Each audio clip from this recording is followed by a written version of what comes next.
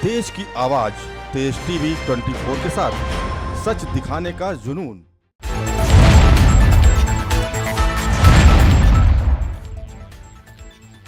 उत्तर प्रदेश में हुए लोकसभा चुनाव 2024 में पार्टी की हार का मामला खासा गरमाया हुआ है। यूपी में हारी सीटों के कारणों पर मंथन हुआ। बीजेपी कार्य समिति की बैठक में लोकसभा चुनाव के कारणों की समीक्षा के क्रम में संगठन या सरकार की जिम्मेदारी पर मंथन हुआ। दरअसल कार्यकर्ताओं की नाराजगी का मुद्दा गरमा रहा है। संगठन की बैठक में डिप्टी सीएम केशव प्रसाद मौर्य ने कार्यकर्ताओं का पक्ष लिया। इसके बाद सीएम योगी भी कार्यकर्ताओं को साधते दिखे।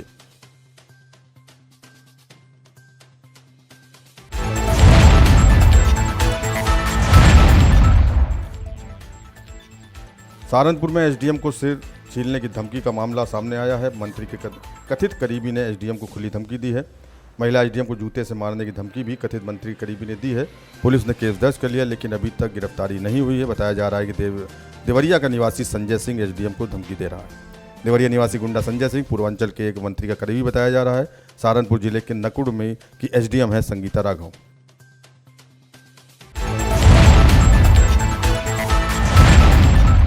कल थाना नकुड़ पर उप जिलाधिकारी नकुड़ द्वारा एक तहरीर दी गई, जिसमें उन्होंने बताया कि उन्हें कई बार एक नंबर से जो अपने आप को देवरिया का बता रहा है, कई बार एक नंबर से कॉल आया जिसमें उन्होंने अभद्र भाषा का प्रयोग किया एवं उन्हें धमकियां दी गई है एक प्रकरण को लेकर कि उनके द्वारा वो प्रकरण में कार्य नहीं कराया जा रहा है। इस संबंध में उन्होंने जब लिखित तहरीर दी, उसके आधार पर थाना नकुड़ पर मुकदमा पंजीकृत किया गया है एवं जो नंबर उन्होंने दिया है उसकी जांच की जा रही है। उस नंबर की डिटेल्स निकाली जा रही है और इस पे काम किया जा रहा है। शीघ्र ही जो भी इस घटना में इन्वॉल्व जो व्यक्ति है उसे आगे उसकी जांच की जाएगी एवं विधिक कार्रवाई उसके विरुद्ध की जाएगी।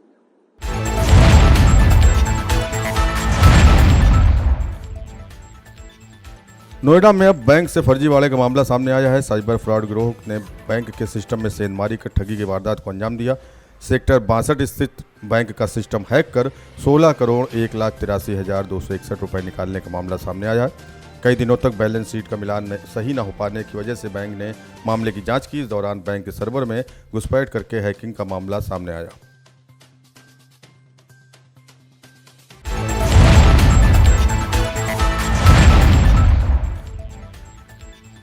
लखनऊ में आज रात से 10:30 बजे तक मेट्रो ट्रेन चलाने का निर्णय लिया गया है। यात्रियों की सुविधा के लिए रात 10:30 तक मेट्रो ट्रेन चलाई जाएगी। मेट्रो के जनसंपर्क विभाग ने जानकारी देते हुए बताया कि यात्रियों की आवाजाही देर रात तक रहती है, जिस कारण मेट्रो के संचालन का समय बढ़ाया गया है।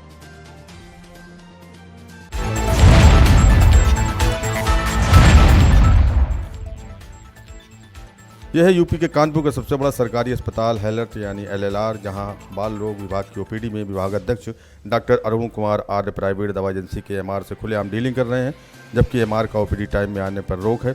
इसके बाद भी हेलर्ट के डॉक्टरों को योगी आदित्यनाथ सरकार का भय नहीं है।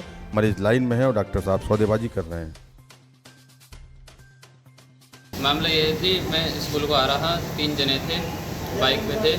उन्होंने आगे पहले मेरा कॉलर पकड़ा है, फिर मतलब मेरे में उन्होंने घूसा भी मारे हैं और बट मारी हैं और मेरे ऊपर फायरिंग की है।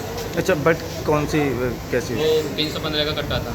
अच्छा, कितने लोग थे वो? 3 लोग थे, तीनों के पास थे और तीनों ने अपना मुंह काले उससे बांध रहा था, कपड़े से, काले कपड़े से। कोई लड़ाई या कोई किसी से? नहीं, मेरे साथ आज तक ऐसा कुछ भी नहीं हुआ। अच्छा, कहाँ से और कहाँ को जा रहे थे?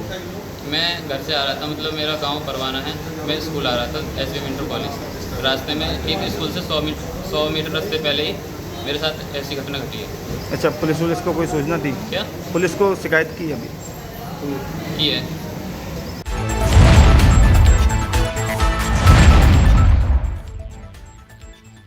बुलंदशहर में गोलियों की गड़गड़ाहट से इस इलाके में दहशत फैल गई। कक्षा 12 के छात्र कशिश वर्मा पर कॉलेज जाते वक्त अंधाधुंध फायरिंग की गई।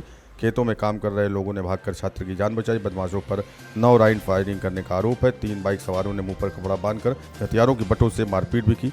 खानपुर थाना क्षेत्र के गांव परवाना का रहने वाला है पीड़ित छात्र। किदरपुर इंटर कॉलेज के पास की घटना बताई जा रही है।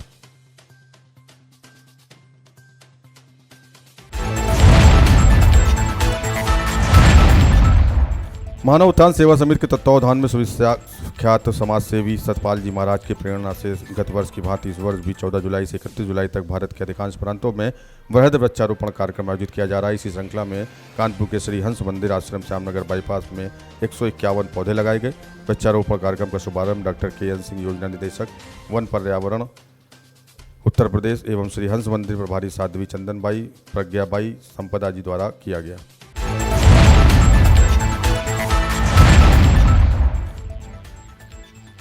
राज्य कर्मचारी संयुक्त परिषद के द्विवार्षिक अधिवेशन निर्वाचन व समारोह विकास भवन में सभागार में मुख्य अतिथि जिलाधिकारी के प्रतिनिधि के रूप में राजेश कुमार SDM व वित्त व अति विशिष्ट अतिथि निर्वाचन अधिकारी ऋतु प्रिया ACM 6 ने दीप प्रज्वलित कर शुभारंभ किया। SDM वित्त ने कहा कि जिला स्तर पर कर्मचारियों की समस्याओं का तत्परता से निस्तारण किया जाएगा।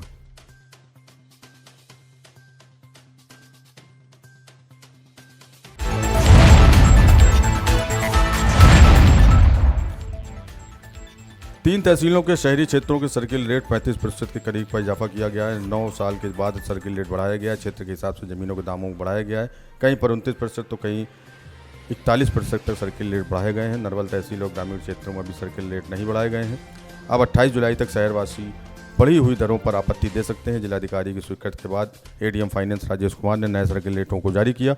जाजमऊ फीमकोठी कलेक्टरगंज जैसे प्रमुख क्षेत्रों में 34.90%, स्वरूपनगर आर नगर तिलक नगर में 35%, मछरिया दहलीपुर सुजानपुर अहिरवा के दवे नगर में 35.10%, आज़ाद नगर विकास नगर काकादेव शारदा नगर कल्याणपुर में 29.5% की बढ़ोतरी की जा रही है। घाटमपुर के नगरीय क्षेत्र में 34.55, बिल्लौर में 41% रेट बढ़ाए गए हैं।